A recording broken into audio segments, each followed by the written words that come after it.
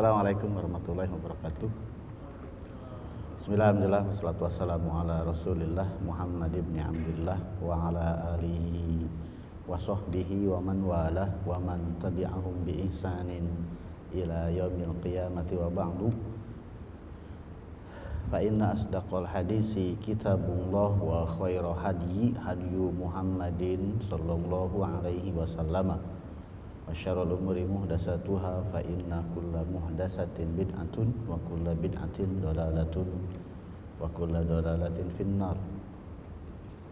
Alhamdulillah ini adalah dadakan saya ditembak tadi pagi sebagaimana tahu bulat itu enaknya dadakan, mungkin kajian juga seperti itu enaknya dadakan Dan biasanya kalau jadwalnya memang saya selalu minta jadwalnya itu tafsir Tapi karena mungkin flyernya itu adalah tematik seperti yang terlihat, mungkin materinya udah nyebar duluan udah dikasihin ke jamaah gitu.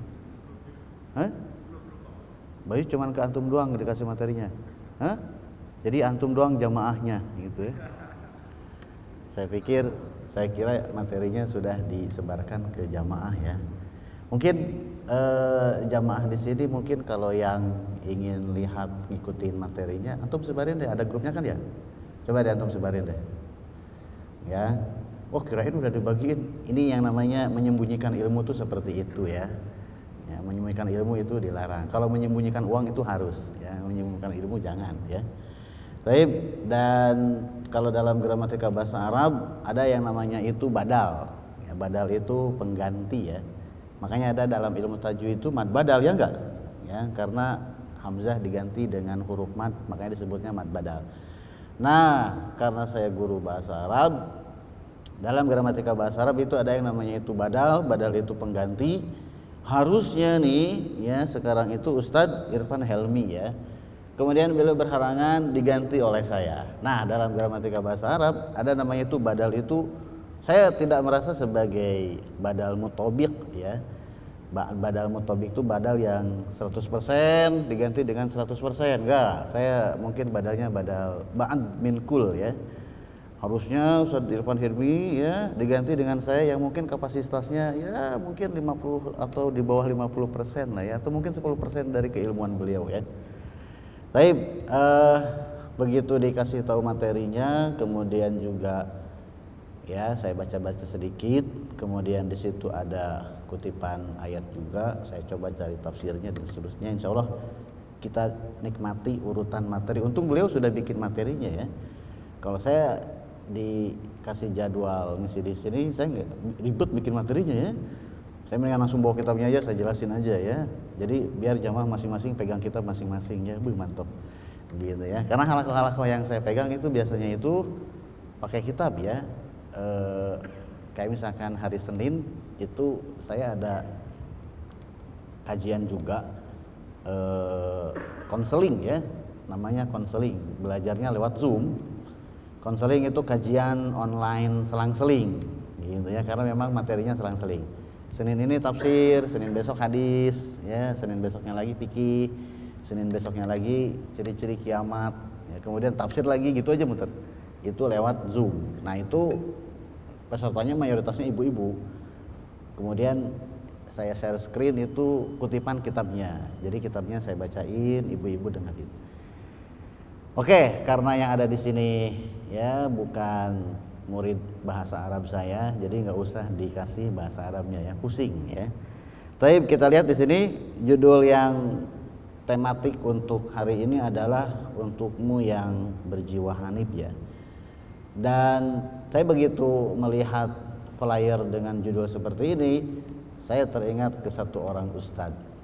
Ada yang kenal nggak? Beliau menulis buku dengan judul yang sama persis dengan judul yang kita akan bahas sekarang Beliau adalah almarhum Ustadz Armen Halim Naro Beliau adalah Ustadz Armen Halim Naro. Dan mungkin kalau untuk level sekarang yang Ustadz yang zaman sekarang yang mungkin mirip-mirip dengan beliau itu seperti Ustadz Nuzul Zikri Nah, Usul Dzikri kajiannya seperti itu.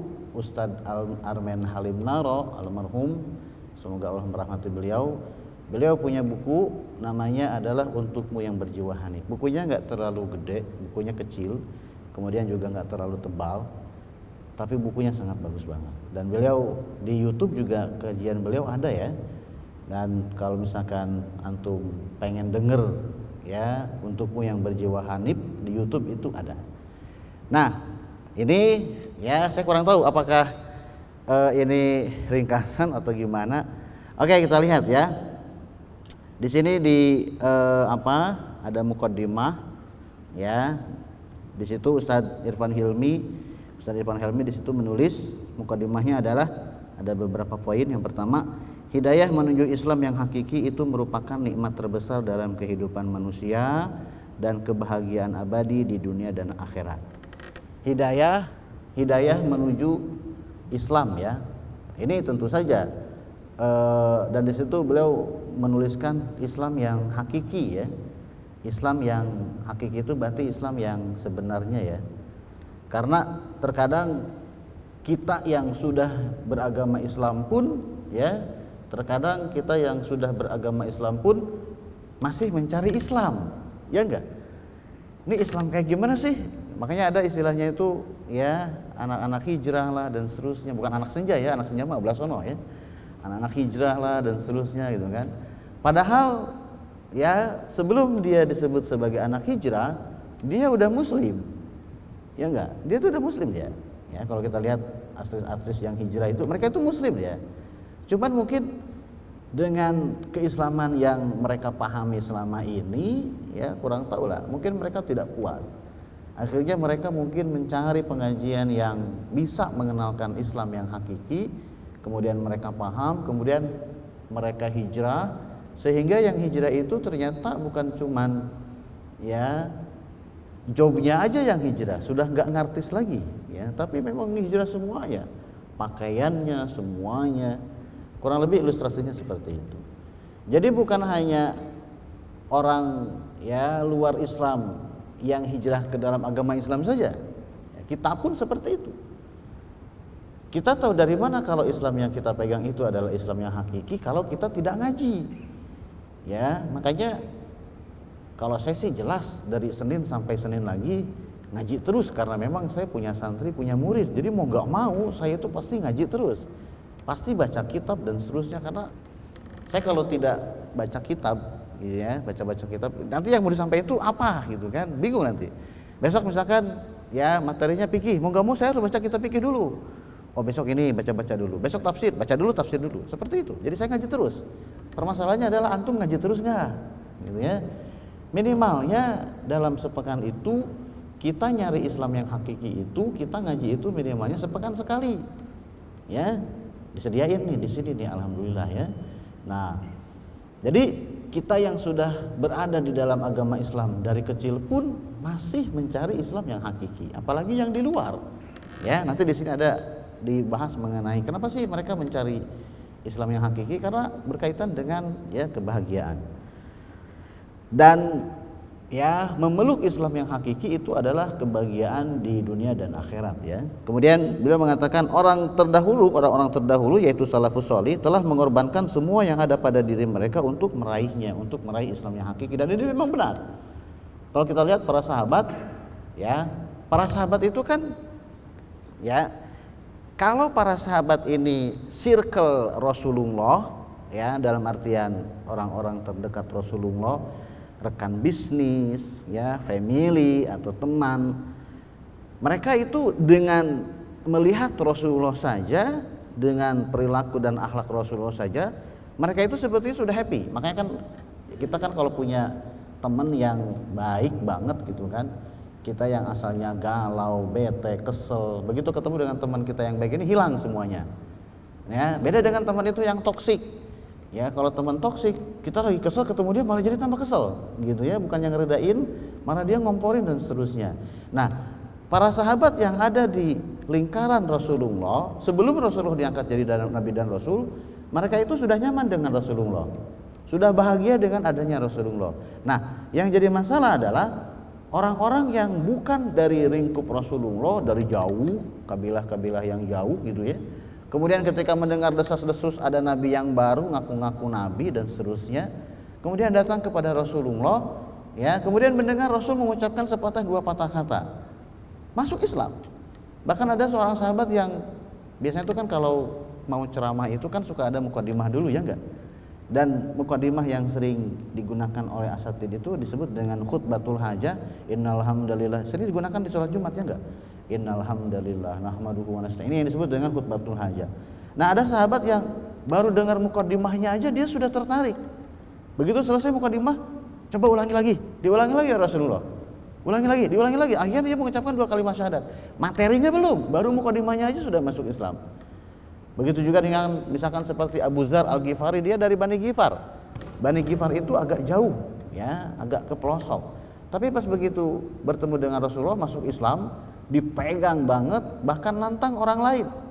Ya, padahal ketika itu dakwah masih sembunyi-sembunyi, ya, nggak boleh terang-terangan dulu. Ini Abu Dzar malah naik ke Ka'bah kemudian mengucapkan 2 kalimat syahadat. Ya dipukuli lah, ya dipukuli langsung, dipersekusi.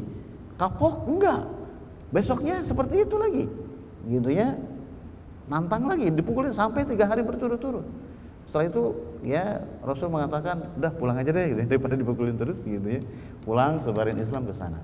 Jadi para sahabat dari sejak zaman dahulu, mereka pas begitu ya mengetahui mengenai agama Islam ini, konten atau isi dari ajaran agama Islam ini mereka pegang. Kalau harus, makanya sampai terjadi peperangan. Kenapa? Karena peperangan-peperangan yang dilakukan oleh para sahabat itu demi untuk mempertahankan agama Islam yang mereka pegang. Mengorbankan harta, mengorbankan nyawa, bahkan mengorbankan keluarga. Keluarga juga dikorbankan. Kenapa? Karena ngajak keluarganya nggak mau beriman, kemudian ada perintah untuk berhijrah, pindah tempat dari Mekah ke Madinah, ya udah keluarganya ditinggalin. Ya, kita bisa gitu nggak? Kita belum tentu bisa seperti itu. Kebetulan alhamdulillah karena masa hijrah sudah tidak ada. Ya. Nah, jadi para sahabat zaman dulu bukan hanya ya oke, nyawa bisa kita korbankan, harta bisa kita korbankan. Tapi ibu, bapak, anak, ya berapa banyak sahabat yang harus mengorbankan orang tuanya karena harus memilih Rasulullah. Berapa banyak para sahabat yang harus mengorbankan anaknya karena dia lebih memilih Rasulullah daripada keluarganya. Jalan yang ditempuh oleh para nabi dan rasul dalam mendakwahkan kalimat tauhid untuk mengesahkan Allah. Jadi ini adalah ya Islam hakiki ini adalah jalan yang ditempuh karena kan ya Islam yang kita pegang ini sama ya. Millat abikum Ibrahimah wa sammakumul muslimina min qablu. Jadi agama yang kita pakai ini, agama yang kita anut sekarang, ini adalah agama yang sama yang dianut oleh Nabi Ibrahim. Bahkan Nabi Ibrahim menyebut para pemeluk ajarannya itu dengan muslim. Huwa sammakumul muslimina min qablu. Nabi Ibrahim memberi nama orang-orang ketika itu sebelumnya ketika zaman itu dengan orang-orang muslim. Cuman mungkin dengan bahasanya Nabi Ibrahim ya. Karena Nabi Ibrahim dengan Nabi Muhammad bahasanya berbeda. Kalau Rasulullah SAW bahasa Arab, kalau Nabi Ibrahim saya kurang tahu. Ya karena bahasanya sudah sangat kuno sekali ya. Nah, kemudian Allah menceritakan ya kisah Nabi Ibrahim ini kepada Rasulullah dialih bahasakan ke dalam bahasa Arab. Kalau dengan bahasa Arab, pengikutnya Nabi Ibrahim ini disebut dengan muslim. Ya, maka dan Nabi Ibrahim julukannya itu adalah Abul Anbiya, bapaknya para nabi. Maka secara otomatis ya, ajaran agama Islam yang dibawa oleh Nabi Ibrahim ini diajarkan kepada anak-anaknya yang para nabi juga. Nabi Ibrahim punya anak 2, siapa aja? Ya, Nabi Ibrahim punya anak 2. Yang pertama adalah Nabi Ismail itu kedua, Nabi Ishak dulu. Ya, Nabi Ismail itu anak yang kedua. Nabi Ishak dulu. Gitu ya. Kemudian Nabi Ismail. Nabi Ishak dengan Nabi Ismail satu ibu enggak? Itu agak sensitif ya, apa skip aja gitu ya. Karena Nabi Ishak dengan Nabi Ismail itu beda ibu ya. Nabi Ishak dengan Nabi Ismail itu beda ibu ya. Nah, kemudian dari Nabi Ismail ke bawah sampai ke Rasulullah itu enggak ada nabi. Jadi Nabi Ibrahim punya anak Nabi Ismail. Nah, habis itu Nabi Ismail tuh ke bawahnya itu orang biasa, Rasulullah. Tapi kalau dari Nabi Ishak, ini nabi semua. Kebanyakannya itu nabi semua. Terakhir itu Nabi Isa. Nabi Isa kalau diurut itu sampai ke Nabi Ishak. Nabi Ibrahim punya anak Nabi Ishak, otomatis Nabi Ibrahim mengajarkan Islam kepada Nabi Ishak. Nabi Ishak punya anak Nabi Yakub, otomatis Nabi Ishak mengajarkan Islam kepada Nabi Yakub. Nabi Yakub punya anak Nabi Yusuf, otomatis ya mengajarkan kepada Nabi Yusuf itu ajaran agama Islam. Terus sampai Nabi Musa, sampai ke Nabi Isa.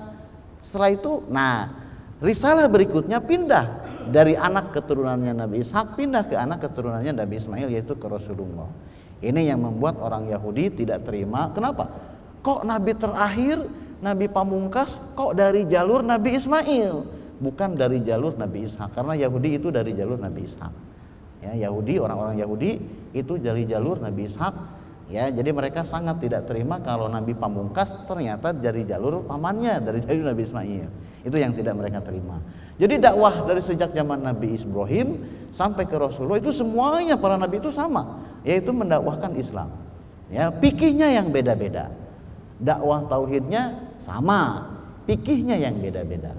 Fikih yang kita pakai, ya, apalagi di Indonesia kita menggunakan fikih Rasulullah SAW, fikihnya Nabi Muhammad, tapi melalui jalur ya Imam Syafi'i, itu kan? Ya, nah kalau orang zaman dahulu fikihnya tiap nabi itu beda-beda. Fikih inilah yang disebut dengan syariat. Fikih inilah yang disebut dengan syariat. Makanya kalau kita lihat definisi Nabi dan Rasul, ya Rasul itu apa definisinya? Ya, yang diutus ke semua, cakupannya lebih luas.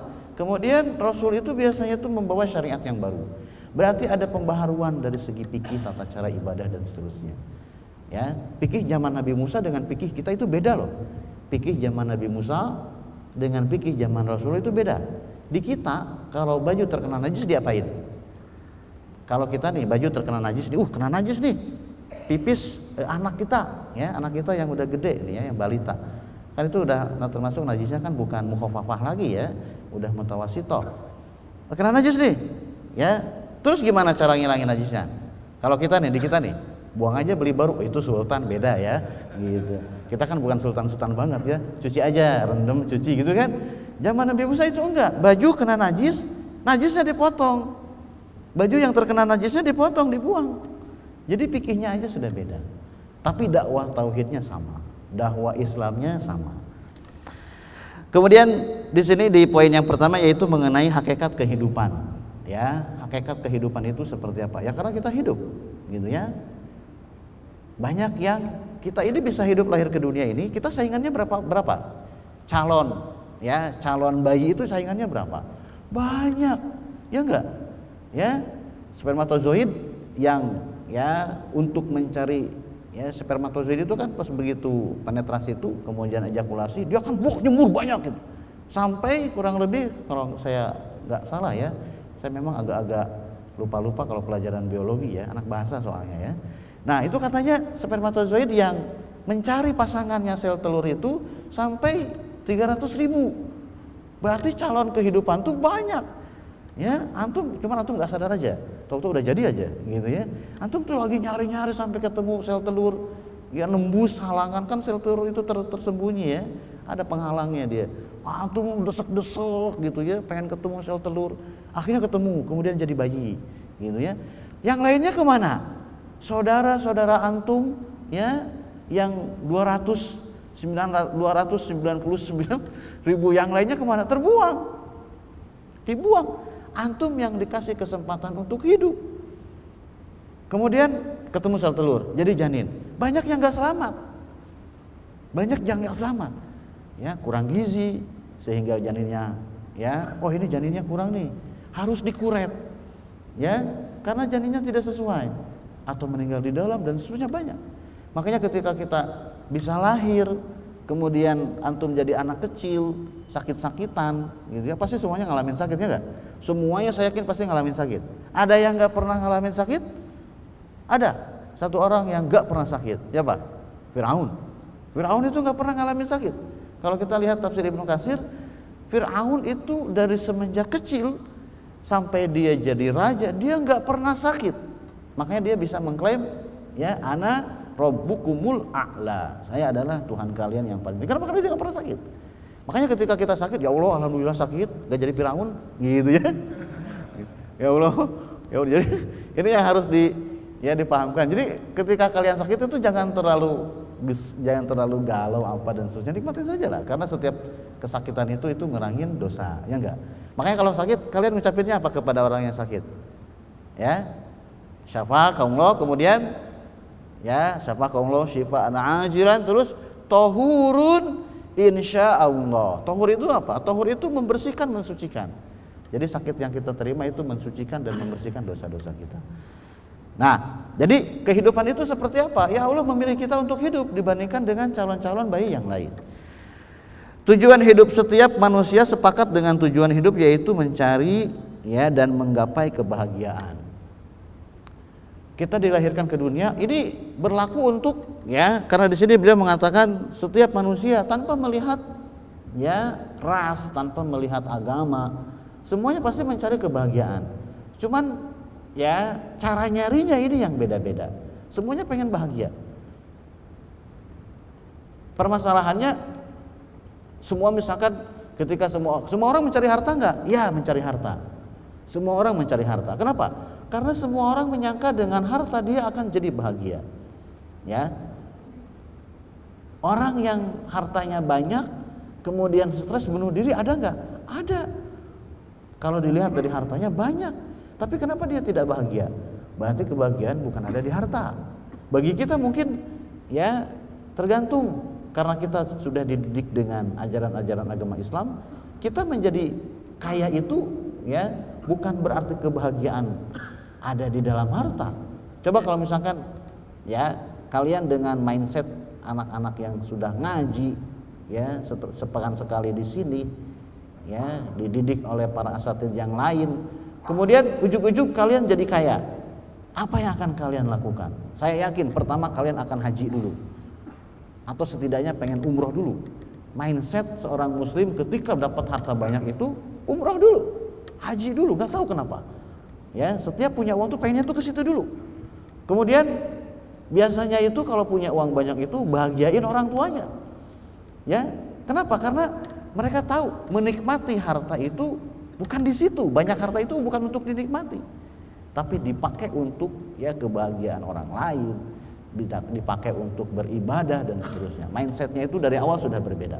Saya kurang tahu nih kalau muslim yang nggak ngaji, muslim yang tidak dididik dengan pengajian sepekan sekali, ketika mendapatkan harta, mereka tahu kalau harta itu bisa membuat bahagia, tapi ketika mendapatkan harta mungkin dipakainya untuk ke Kemang sebelah sono, ya, karena Kemang sebelah sono banyak daerah dugemnya, ya. Saya sering lewat situ kalau malam-malam, ya, gitu. Dan memang semakin malam itu semakin ramai, bingung saya juga, ya. Karena saya kan tinggal di Bangka. Dari Bangka ke Kemang kan tinggal ngesotnya enggak? Ngesot pakai Mio maksud saya, gitu, ya. Gitu. Itu ramai di situ tuh. Ya, kemarin pandemi itu agak sepi, sekarang sudah mulai ramai lagi. Ya, ada tempat di sekolah, kemudian shisha dan seterusnya, gitu, ya. Kenapa? Karena mereka menyangka kebahagiaan itu ada di situ. Ya, mereka bisa masuk situ pakai, ya, pakai assalamualaikum enggak, pakai duit. Gitu, ya. Assalamualaikum, numpang enggak bisa, harus bayar dulu. Ada membernya bahkan sebagian, ya. Gitu. Jadi memang dengan harta itu kita bisa bahagia. Tapi, ya, apakah kebahagiaan itu di hartanya atau di berbagi hartanya? Kalau kita sih kayaknya di berbagi harta. Kita semakin ngasih ke orang, itu semakin bahagia, ya enggak? Ya, coba jadi TikTok itu kan dijadiin konten, ya enggak, ngasih duit gitu, ya. Kita cuma bagian komennya doang, ya enggak? Ya, punya duit enggak, kebagian juga enggak, gitu, ya. Cuman komennya doang, tapi lumayan. Setidaknya itu bisa kita ngelihat bahwasanya TikTok itu isinya enggak serusak itu. Ada beberapa orang yang upload konten TikTok itu konten-konten berbagi, itu yang saya suka. Kemudian semua manusia ingin hidup bahagia, hanya saja kebanyakan manusia salah dalam mencari jalan kebahagiaan. Nah, ini benar. Semuanya pengen bahagia tapi jalannya salah. Kenapa jalannya salah? Karena nggak tahu. Kenapa nggak tahu? Karena nggak ngaji. Ya, saya pengen bahagia nih. Ini duit banyak nih. Duit banyak nih, harta banyak nih. Kok saya perasaan kosong aja? Karena kebahagiaan itu yang ngerasain kan dia sendiri. Kebahagiaan itu yang ngerasain dia sendiri. Kebahagiaan itu ada di fisiknya? Enggak. Karena kita sering ngelihat orang yang sakit tapi masih bahagia. Jadi kebahagiaan itu adanya di hati dan di pikiran. Nah, harta itu di luar hati dan pikiran. Ya, dia nyari kebahagiaan itu di nyari harta. Setelah hartanya terkumpul ternyata nggak bahagia, salah jalannya. Dia nyari kebahagiaan itu misalkan ya di dugem. Setelah dugem bahagianya sesaat. Selesai dugem hampa lagi, gitu ya. Dia nyari kebahagiaan itu di gonta-ganti pacar, ya stres malah ya, minta ini minta itu, pusing gitu ya. Banyak orang yang semuanya dalam rangka mencari kebahagiaan. Yang lebih ekstrim lagi, ada yang mencari kebahagiaan itu dengan justru menyakiti orang lain, nyiksa dan seterusnya, nyiksa hewan, ya kucing disiksa, wah senang dia kucing disiksa, puas gitu ya. Setelah itu ya di videoin viral, tangkep. Kalau udah ditangkap polisi udah gak bahagia lagi, saya yakin ya. Kemudian banyak yang memilih sebuah jalan hidup yang ia sangka di sana ada pantai kebahagiaan, padahal itu adalah jalan ya jurang kebinasaan. Salah pilih jalan. Kenapa? Kalau dia tahu jalan yang dia pilih akan menuju jurang, gak bakal dia pilih. Ya, kalau dia tahu jalan yang dia pilih itu menuju jurang, itu gak bakal dia pilih. Dia milih itu karena dia nggak tahu. Dikiranya jalan ini yang akan membuat dia bahagia. Dia jalanin jalan ini. Jalanin. Ketemu teman satu ide, ya satu tongkrongan, satu circle, sama-sama happy dan seterusnya. Ternyata jatuh ke jurang semuanya. Kalau sudah seperti itu gimana? Terlambat. Sudah nggak bisa mundur lagi. Ya, makanya disinilah pentingnya ngaji, yaitu ketika kita di hadapan ada dua jalan, ya fa'alhamaha fujuraha wa taqwaha, gitu kan, masing-masing semua orang itu diberikan ilham untuk menuju jalan yang baik dan jalan yang benar. Ya, semuanya juga tahu, saya yakin bahkan yang jarang ngaji pun semuanya sudah tahu. Cuman masalahnya mau milih jalan itu atau enggak. Beda antara yang tidak tahu dengan tahu tapi enggak mau milih, itu beda. Ya, tidak tahu jalan yang benar menuju ke pantai kebahagiaan dengan tidak tahu jalan menuju ya jurang kebinasaan, dengan tahu tapi nggak mau milih, itu berbeda. Kalau tidak tahu ini bisa ditutupi dengan ngikutin pengajian. Ikutin pengajian. Banyak dengerin YouTube kajian-kajian. Beli buku, tahu dia. Oh, jalan menuju ke pantai itu, pantai kebahagiaan itu lewat sini. Kalau ke sini menuju jurang. Tapi yang dia pilih yang mana? Yang menuju jurang. Kebanyakan seperti itu. Nah, mudah-mudahan kita itu tidak termasuk ke ya orang yang tahu tapi tidak mau ngambil jalan kebahagiaan. Sama seperti orang Yahudi. Ya, orang Yahudi itu tahu dia. Ya, makanya di Al-Qur'an ya di surat Al-Fatihah yang sering kita baca, Allah mengekspresikan orang Yahudi itu dengan ya magdub, tidak dengan dol. Dol itu sesat itu nggak tahu jalan. Lihat, siratal ladzina an'amta 'alaihim ghairil maghdubi 'alaihim waladdallin. Maghdub itu yang dimurkai, dolin itu sesat. Nasrani itu sesat. Kenapa sesat? Karena nggak tahu jalan. Kenapa maghdub? Tahu jalan tapi nggak dipilih, makanya dimurkai. Lu tahu jalan milih, markai. Lihat, ya sama seperti misalkan gini, kita punya anak, kita sudah ngasih tahu ke anak kita, jangan begini. Kemudian dia malah ngelakuin. Memang anak biasa seperti itu. Pasti kesel. Yang kesel emaknya karena bapaknya di kantor, gitu ya. Nah, biasa seperti itu ya enggak? Kita yang ya kerja di kantor tinggal terima laporan aja. Emaknya pasti kesel. Adek gimana sih? Sudah dikasih tahu malah ngelakuin. Ya anak-anak memang seperti itu. Tapi kalau misalkan ya anak ini pertama kali melakukan sesuatu dan dia tidak tahu, kita nggak akan sekesal itu. Kita akan ngasih tahu. Oh, ini nggak boleh, ini begini dan seterusnya. Tapi kalau sudah tahu tapi ngerjain, kita biasanya seperti emosi. Makanya Allah mengatakan siratal ladzina an'amta 'alaihim. Ini orang-orang yang beriman, jalan ihdinas siratal mustaqim, tunjukilah kami ke jalan yang lurus. Apa itu tafsiran siratal mustaqim? Siratal ladzina an'amta 'alaihim, yaitu jalan yang engkau berikan kenikmatan kepada mereka, orang-orang mukmin. Ghairil maghdubi, bukan orang-orang yang engkau murkai, yaitu Yahudi. Waladdallin, juga bukan orang-orang yang tersesat. Tersesat karena nggak tahu jalan. Maghdub, tahu jalan tapi nggak mau milih. Nah, di sini dikatakan banyak yang memilih jalan ya sebuah jalan hidup yang ia sangka di sana ada pantai kebahagiaan, padahal ia adalah jurang kebinasaan. Ya, dua-duanya gimana? Dua-duanya sesat. Coba lihat, Yahudi magdub, Nasrani dolin, dua-duanya masuk neraka nggak? Dua-duanya masuk neraka. Ya, nggak tahu jalan, milih ke jurang kesesatan, tahu jalan tapi tetap milih, dua-duanya akan jatuh di jurang kebinasaan. Ya, ke kanan ke pantai, ke sini ke jurang. Ya, kemudian ada orang si A, ya dia nggak tahu jalan, mana nih, kiri apa kanan ya? Oke, Om Pim Pak Alaikum gitu ya, atau kiri kanan gitu ya, gitu pakai kancing, kiri kanan gitu kan? Oke, kiri, nyeplus ke jurang, ya, karena dia nggak tahu. Kemudian datang orang yang kedua, oh pantai nih, ya pantai enak dan seterusnya. Tapi ini tahu nih ke jurang nih, tapi menantang. Saya suka tantangan, my life, my adventure. Ke sini dia, ke jurang nggak ke jurang, ya. Dua-duanya selamat nggak? Dua-duanya nggak selamat. Jadi kita mau pilih yang mana? Kita tentu saja di sini nih, pas lagi di sini nih, pas ada Pak Ustadz, pasti milih yang A dong. Coba Ustadznya nggak ada, milih yang B, gitu ya. Kebanyakan seperti itu. Kita tahu milih yang A karena apa? Karena ada orang lain. Ketika orang lain tidak ada, ketika circle pengajiannya agak menjauh, makanya saya sering kasih tahu. Kemarin saya baca di Twitter itu, udah kerja tuh kerja aja, gitu ya. Kita kerja itu, salah satu cuitan di Twitter ya, kita kerja itu cukup datang kerja, nerima gaji pulang. Kerja itu bukan nyari teman. Saya pikir-pikir benar juga, tapi kalau saya lihat di sini enggak juga. Kita kerja itu nyari bukan hanya sekedar nyari nafkah aja. Kita nyari teman ngaji di sini.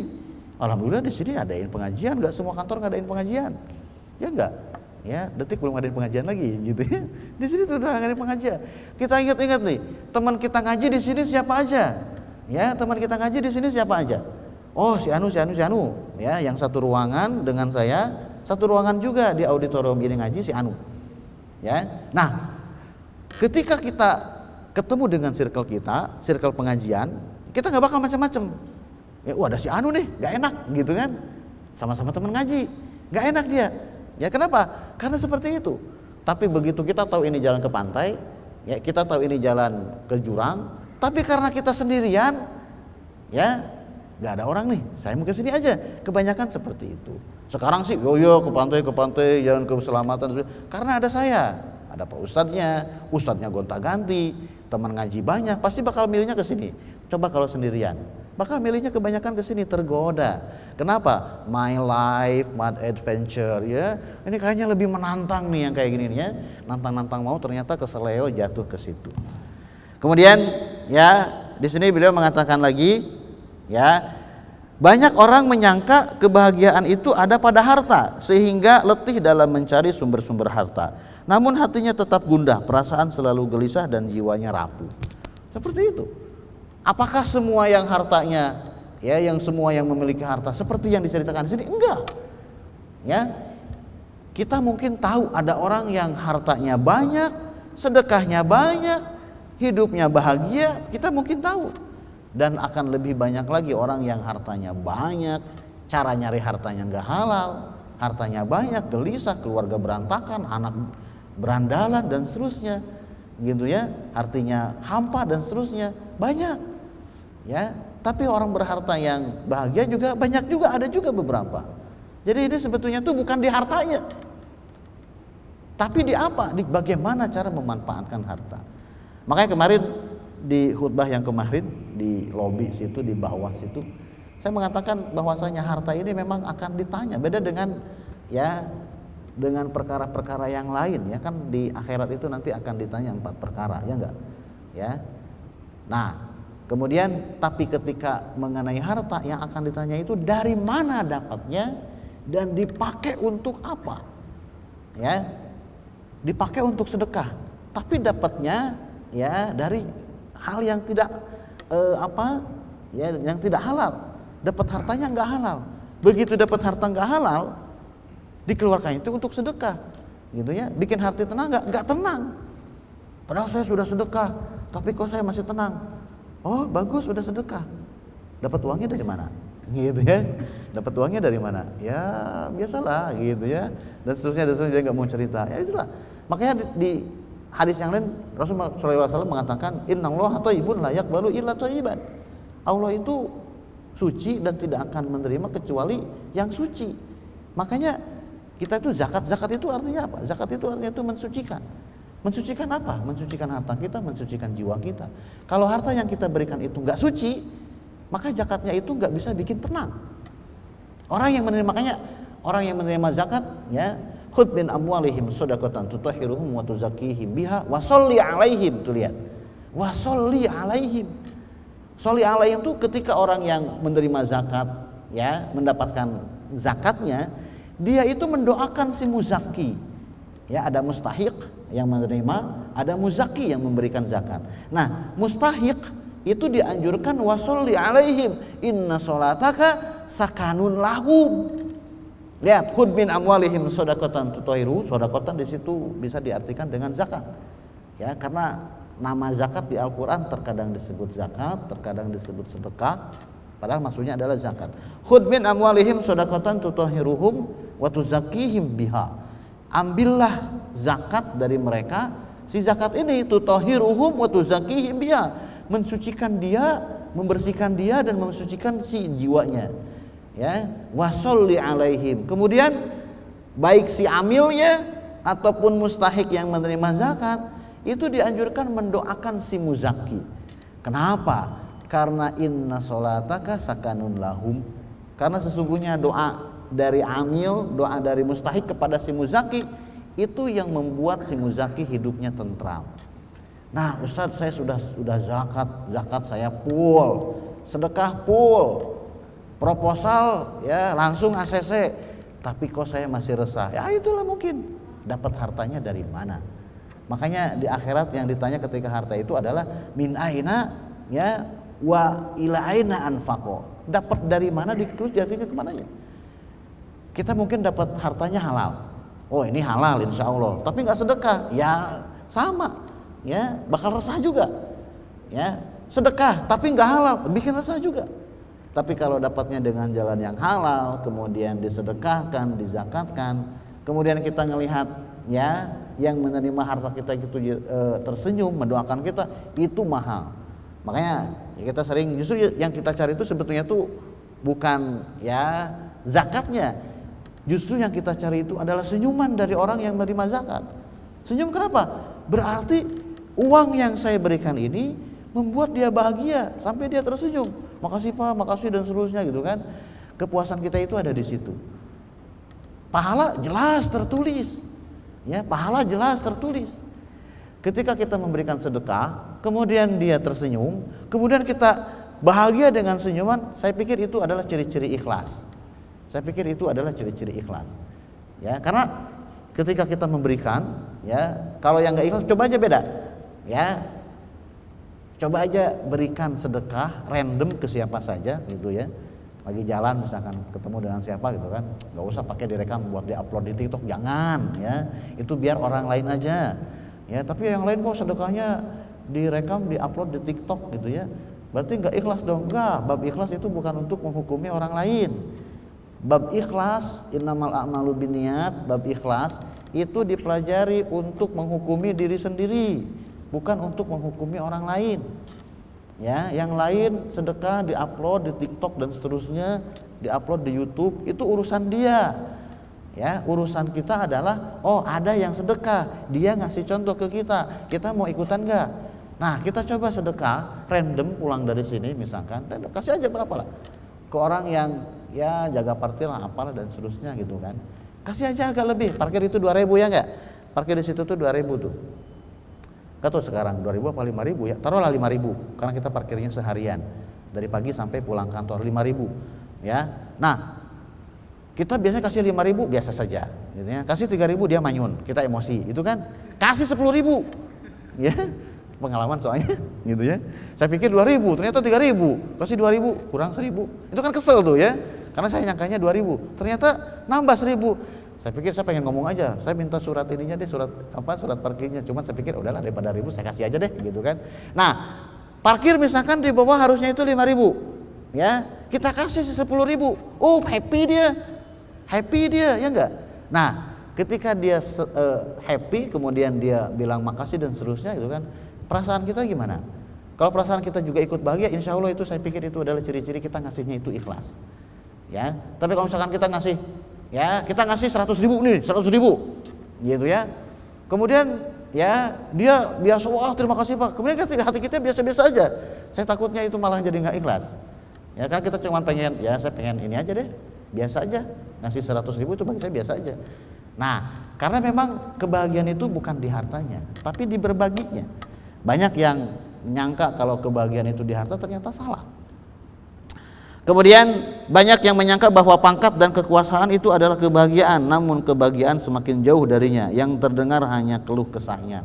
Ini lebih banyak lagi, karena pangkat dan jabatan identik dengan harta. Zaman sekarang tuh seperti itu. Oh, apalagi menjelang 2024 besok ya, panas gitu ya, ya enggak? Kenapa semuanya berebut ingin kursi jabatan, bukan kursi ini ada kursi kosong nih, ada yang mau di sini. Bukan berebut kursi yang seperti ini. Karena kursi yang seperti ini nggak bisa ngasih pengaruh, nggak bisa ngasih harta. Mereka nyari kursi itu yang bisa memberikan kekuasaan, kursi yang bisa memberikan harta. Ujung-ujungnya ke harta juga. Kenapa? Mereka ingin punya jabatan itu supaya bisa apa? Supaya bisa mengumpulkan harta, supaya bisa mengumpulkan pengaruh. Dengan banyaknya pengaruh, sejalan dengan banyaknya harta. Banyak yang seperti itu. Bahagia enggak? Enggak. Ya, bahagia enggak? Enggak. Stres dia. Ya, mungkin dia bahagianya itu, mungkin saya takutnya ini, yang saya takutkan adalah orang-orang seperti ini itu justru bahagianya itu ketika dia bisa menyakiti orang lain, ketika dia bisa menyakiti bawahannya, ketika dia bisa menyakiti rakyatnya, takutnya tuh seperti itu. Kemudian ya banyak orang yang menyangka kebahagiaan itu ada pada berbagai pertanyaan yang muncul. Apa kebahagiaan yang hakiki? Apa kebahagiaan sejati yang harus dicari oleh manusia? Siapa sebenarnya orang yang bahagia? Apa sarana untuk mencapainya? Manusia diciptakan oleh Allah. Tentu Allah yang paling mengenal tentang seluk-beluk manusia, termasuk tentang sebab bahagia atau sengsara. Allah adalah Allah Subhanahu wa taala, bukan manusia. Kemudian beliau mengutip, ala ya'lamu man khalaqa wa huwa latiful khabir. Nah, sekarang kita nyari kebahagiaan, nanya, Ustaz, saya kok nggak bahagia? Bingung ustadznya, ya, karena tiap orang masalahnya beda-beda. Setiap orang masalahnya beda-beda. Saya nggak bisa ngasih saran harus begini, harus begini. Misalkan saya kok nggak bahagia gitu kan? Oh mungkin bapak harus banyak-banyak baca Al-Quran. Lah, orang dia nggak bisa baca Al-Quran gimana bahagia? Stres malah, gitu ya. Harus masuk ke kelas tahsin dulu, dibentak sama guru tahsinnya dan seterusnya. Bukannya bahagia, malah jadi berantem sama guru tahsinnya ya. Jadi kalau nanya ke ustadz, saya nggak bahagia nih, saya gimana supaya banyak-banyak sedekah gitu ya, belum tentu ya. Malah ketika perasaan dari dulu saya sudah banyak sedekah deh, sebelum nanya ke ustadz juga saya udah sering sedekah, tapi tetap nggak bahagia. Karena ustadz itu beda. Yang nanya manusia, ustadz manusia juga. Mungkin ustadz banyak baca, mungkin ustadz banyak tahu, tapi belum tentu ustadz ini tahu kejiwaan setiap orang yang bertanya. Beda dengan Rasulullah. Saya kalau ada yang nanya selalu jawabannya itu biasanya itu sama. Rasulullah itu enggak. Beda orang yang nanya, beda jawabannya. Kenapa? Karena Rasul tahu, nih orang masalahnya ini, maka jawaban yang cocok adalah ini. Kenapa Rasul bisa tahu? Jelas karena beliau menerima wahyu. Kalau ke saya itu enggak. Saya kayaknya kurang bahagia. Nggak mungkin kan? Oh antum kayaknya betul perlu nikah lagi, ribut ntar. Ya, saya kurang bahagia. Kayaknya antum harus banyak sedekah. Padahal dia udah sering sedekah. Saya kurang bahagia. Antum kayaknya harus banyak ngaji. Nggak bisa ngaji, gimana mau usulnya banyak ngaji? Jawaban saya itu standar. Kenapa? Karena saya nggak tahu masing-masing ini kayak gimana. Tapi Rasul tahu. Kenapa? Karena beliau dibimbing wahyu. Wahyu dari mana? Wahyu dari Allah. Allah yang lebih tahu ini orang seperti apa. Rasul itu karena ya, pernah kan ada kasus dia bertanya ke sini, jawabannya pertanyaannya sama, jawabannya bisa beda. Kenapa? Karena Rasul tahu tiap orang ini apa masalahnya sebelum dia menceritakan masalahnya. Ini bukan Gus Samsudin ya, bukan, ini Rasulullah, beda lagi ya, gitu ya. Oh tenan, gitu ya. Nah, ya Allah itu mengetahui, makanya di dalam sebelum kita lahir kita masih di janin, itu Allah sudah tahu. Di dalam hadis kan disebutkan, ya mengenai penciptaan manusia, ya. Kemudian setelah si janin ini, ya 4 bulan kan ditiup rohnya tuh, ya. fayursalu ilaihil malak, ya, kemudian fayanfukhu fihi ruh wa yu'maru bi arba'i kalimat, gitu kan. Kemudian Allah mengutus malaikat ke si janin tadi yang ada di perut ibu. Kemudian ya ditiupkan ruh ke si janin tersebut. Kemudian dituliskan untuk si janin tersebut belum lahir. Dituliskan untuk si janin tersebut bikat birizkihi, ya, wa ajalihi wa saqiyin au sa'idin. Dari semenjak ada di janin, Allah sudah menuliskan bagi orang ini janin kalau keluar jadi orang, jadi bayi, jadi manusia dewasa sampai gini, dituliskan ajalnya kapan, ya, rezekinya segimana. Itu dari sejak janin, cuman kita nggak tahu aja. Begitu kita lahir, kita tinggal jalanin aja yang sudah Allah tuliskan. Kita itu seperti itu ngikutin skenario yang sudah Allah bikin aja, cuman kita nggak tahu, nggak punya bocoran aja. Nah, termasuk apakah dia itu bahagia atau enggak. Yang repot adalah kalau Allah dari sejak kita dijanin, Allah sudah mencap kita nggak bakal bahagia, repot. Nanya kemanapun nggak bakalan dapet jawabannya. Kenapa? Karena Allah sudah mencap kita sebagai orang yang nggak bahagia. Allah mencap kita sebagai ahli neraka, ini yang repot. Untung kita nggak tahu, ya. Untung kita nggak tahu kalau kita itu, ya, dicap nggak bahagia. Kalau kita itu dicap ahli neraka, untung kita nggak tahu. Kalau tahu gimana? Stres. Kenapa? Karena nggak bisa kemana-mana. Allah kalau misalkan Allah melalui Rasulullah ngasih tahu, ya, kamu ahli neraka, kamu nggak bakal bahagia. Stres, mau gimana pun nggak bakal ketemu. Untungnya, ya, kalimat-kalimat yang dituliskan untuk janin ini nggak ada satupun orang janin yang tahu. Jadi begitu dia lahir, dia nyari sendiri kebahagiaannya, nanya kemana dan seterusnya, gitu kan. Ketika dia bahagia sampai akhir hayatnya, itulah mungkin inilah yang Allah tuliskan untuk saya. Dia taunya itu kalau dia sudah meninggal. Kalau belum meninggal kita nggak tahu jalan takdir kita itu seperti apa. Ala ya'lamu man khalaqa wa huwal latiful khabir. Ya, man khalaqa, Allah yang menciptakan. Tidakkah Allah yang menciptakan itu tahu bagaimana yang diciptakan itu? Ya, kebahagiaannya dan seterusnya Allah yang lebih tahu. Ya, termasuk setiap manusia. Kenapa ajaran agama Islam itu satu? Ya, dari sejak zaman Rasulullah, kemudian diajarkan kepada para sahabat, tabi'in, para ulama, dari para ulama ke para asatid, dari asatid ke jamaah sekalian. Dikasih tahu jalan kebahagiaan itu seperti ini dan seterusnya. Di antaranya adalah dengan Al-Qur'an. Makanya kalau belum bisa baca Al-Qur'an buru-buru. Kalau belum bisa baca Al-Qur'an buru, kenapa? Semua ulama sepakat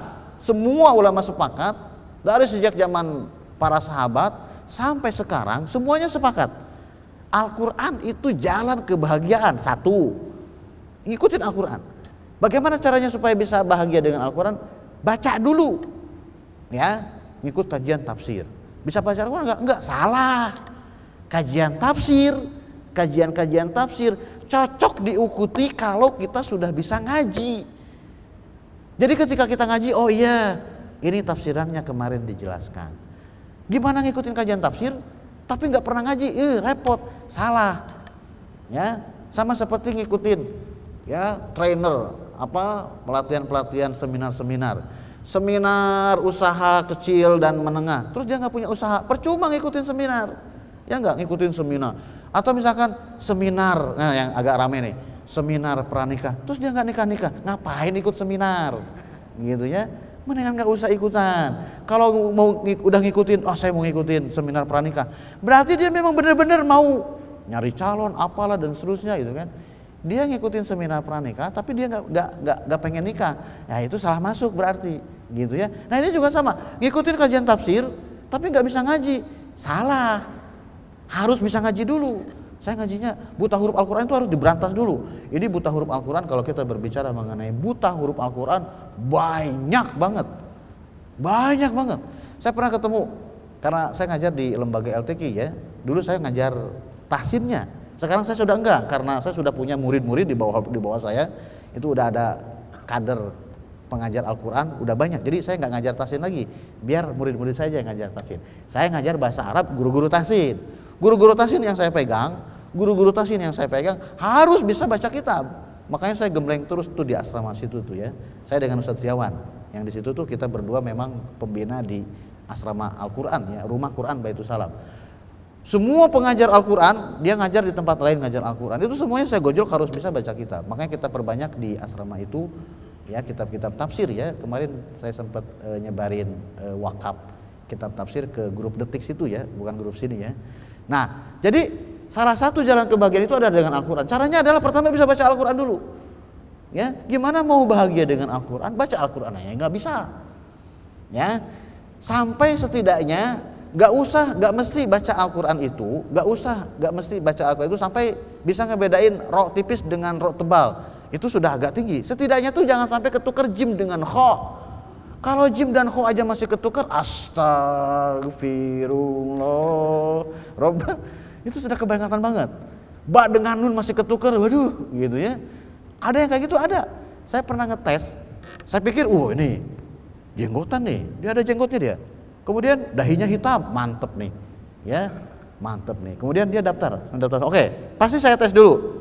Yang saya tes biasanya itu baca surat At-Tariq, was-sama'i wat-tariq. Itu surat memang agak susah ya.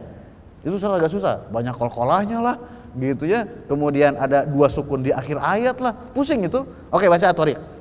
Saya buka mushaf cetakan Timur Tengah, karena mushaf cetakan Timur Tengah itu memang agak rumit dengan mushaf lokal ya. Oke, baca. Saya nggak bisa baca Al-Quran Ustaz, gitu kan. Kirain, coba bayangin, jenggotan, ada item, saya kirain mau masuk ke kelas apa gitu, nggak bisa baca Al-Quran. Oke, kalau begitu baca 1 ayat aja, nggak bisa. Kalau gitu, kalau gitu ini huruf apa? Nggak tahu, repot. Bayangin coba, ya penampilannya seperti itu, penampilannya seperti Ustadz, tapi nggak tahu huruf Al-Quran. Coba sebutin huruf hijaiyah, nggak tahu. Bayangin, wah ini mah ya dari nol. Kemudian dia masuk, akhirnya dia keterima di kelas yang paling bawah, BBQ, bimbingan baca Al-Quran. Kelas paling bawah itu dari mana? Ngenalin huruf hijaiyah. Dari situ, dari mulai lagi dia. Ya, dia ngikut di halakoh itu di lembaga kita itu lama dia. Karena saya pengen ngeliat, dia masih ada nih. Ya, kemarin semester ini sama guru ini, semester besok sama guru ini, semester ini. Saya tanya tuh ke salah seorang gurunya, gimana dia bacanya sekarang? Udah agak lumayan, usahanya mantep, tiap hari datang. Nah, kalau saya sendiri punya murid, ya udah sepuh banget, udah tua banget, tapi dia rajin banget. Dia mulainya itu kelasnya itu hari Sabtu jam 8:30, 8:30 dia udah datang. Saya lagi ngajar itu sudah datang, padahal masih 1 jam lagi. Si bapak-bapak ini ya. Kemudian saya tanya, Pak, ini masih lama Pak? Kok Bapak datangnya 1 jam sebelumnya? Saya mau latihan dulu. Dia latihan dulu 1 jam. Oke, latihan 1 jam. Kemudian pas begitu bagian 9:30, bagian saya masuk, coba Pak baca, bikin kesel, ngaco, salah semua. Udah latihan 1 jam pun, ya karena memang udah sepuh ya, saya pikir udah 70-an kalau nggak salah ya. Latihan 1 jam, begitu baca, udah kesel, salah. Kemudian ya saya nanya ke guru dia sebelumnya, saya tanya ke teman saya kan, si Bapak Anu, ini bacaannya kok berantakan banget. Ya elah Li, ya saya nanya ke Ustadz Siawan ya elah Li segitu untung masih mendingan nih gue awal-awal kesel gitu ya. Udah sepuh banget tapi masih mau ngaji. Bisa ngaji enggak, tapi masih mau ngaji. Bisa ngaji enggak. Nah, kita yang masih muda nggak bisa ngaji, apakah separah itu? Saya pikir enggak. Kalian itu pinter, kalau nggak bisa ngaji coba belajar, ikutin rumusnya, ikutin cara bacanya, bisa. Kalau udah bisa perbanyak baca Al-Quran. Baru baca Al-Quran aja itu hati plong. Belum sholat, kemudian sholat plong nggak? Kan sholat duhur nih, yang ngaji di sini pasti insya Allah pada sholat semua. Masuk waktu sholat, kemudian teman ngajak makan. Makan yuk, makan. Kemudian makannya agak jauh dari sini. Pas lagi makan azan, ya habis makan azan. Terus yang lain langsung masuk kerja lagi. Kita langsung masuk kerja, jadi kayaknya tuh ada yang kurang ya nggak? Kalau yang lain sebelum duhur ngajak makan. Pas lagi makan kemudian azan duhur cuek. Setelah itu setelah selesai makan balik lagi ke kantor, langsung kerja lagi. Padahal kita tahu dia muslim, dia anteng-anteng aja. Kita resah nggak? Kita resah nggak? Resah banget. Kayaknya nggak enak banget kalau belum sholat. Kita akhirnya nyari musola.